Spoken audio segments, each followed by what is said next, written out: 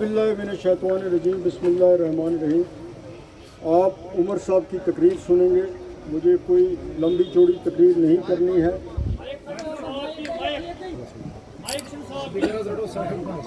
मेरी आपसे सिर्फ एक अपील है कि 25 तारीख को आप उमर साहब को वोट दें इंशाअल्लाह।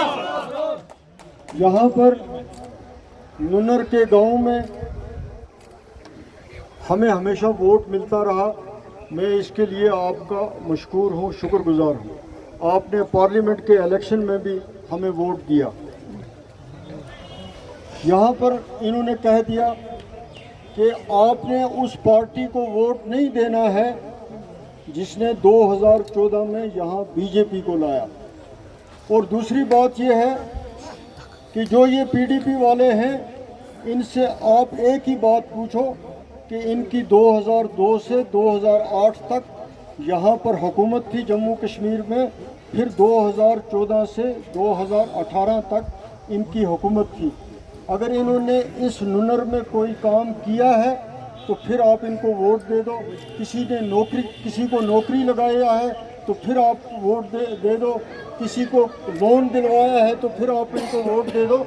यहाँ पर जो भी काम किया, आपका अस्पताल था, आपका हायर सेकेंडरी था, आपकी नौकरियाँ थी, हर चीज़ का अगर किसी ने कोई यहाँ पे काम किया, यहाँ आपकी खिदमत की, तो वो खिदमत यहाँ नेशनल कॉन्फ्रेंस ने की।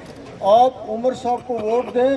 ये उमर साहब के बारे में ये कहते हैं कि ये बाहर का है, पीडीपी का कैंडिडेट भी बाहर का है। अगर महबूबा मुफ्ती बीज बिहाड़ा से उठकर वची से इलेक्शन लड़ सकती है, फिर वजीर आला बन सकती है, तो पीडीपी वालों पर वो ठीक है, पीडीपी वालों पर वो उनको इजाज़त है। लेकिन उमर साहब के दादा साहब भी, इनके वालिद साहब भी और ये भी यहाँ से पहले एमएलए रहे हैं, मिनिस्टर भी रहे हैं, चीफ मिनिस्टर भी रहे हैं। तो सबको गांदरबल वालों को इस ख़ानदान की भी और इनकी भी पहचान है। इसलिए आपने उस चीज़ पर नहीं जाना है। और जो आज आपसे आके इस बात पर वोट मांगते हैं, उनको पहले ये बोलो कि आज तो वो बोलते हैं सब मसले हल करेंगे, मगर उनको बोलो कि जब हुकूमत थी उस वक्त कोई मसला हल किया है तो वो आपको बताएं। यहाँ सेंट्रल यूनिवर्सिटी लाई तो उमर साहब ने लाई, यहाँ सैनिक स्कूल लाया तो शेख साहब ने लाया, यहाँ एक इस्लामिक यूनिवर्सिटी आई थी वो भी पीडीपी वालों ने अनंतनाग में ली, यहाँ गांदरबल का पावर हाउस सैंक्शन हुआ था, उसके टेंडर हुए थे, उससे यहाँ के लोगों को काम मिलता। वो 2014 में पीडीपी की हुकूमत आई तो उसने बंद की। यहाँ पे डिस्ट्रिक्ट अस्पताल दिया तो उमर साहब ने दिया, यहाँ पे डीसी ऑफिस दिया तो उमर साहब ने दिया, यहाँ पर इतने पुल दिए तो उमर साहब ने दिया, वापसीपुरा में पुल दिया तो उमर साहब ने दिया। तो मनीगांव में भी मैंने तरक्की के हवाले से कुछ छोड़ा नहीं है, चाहे नौकरी का मामला हो, बेरोजगारी का हो। हमने ही रहबर तालीम स्कीम भी लाई और यहाँ पर 10वीं पास 12वीं पास को हमने नौकरी दी, हमने हेल्थ में नौकरी दी, सोशल वेलफेयर में दी, बेरोजगारी का मामला ख़त्म किया।